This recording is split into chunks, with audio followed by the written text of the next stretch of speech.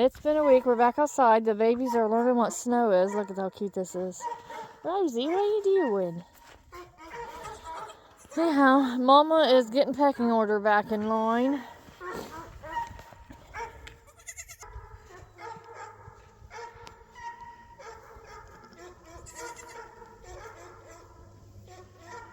But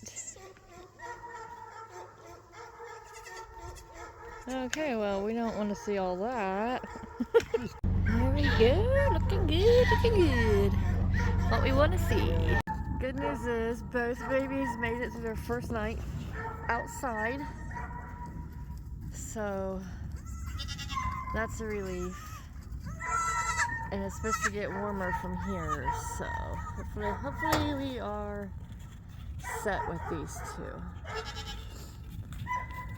I was honestly terrified to come outside this morning, and it was warmer last night than it has been. But where's the babies at, Maggie? There's little Chloe. And you see little Rosie's butt in the back. Where'd they go? They're there.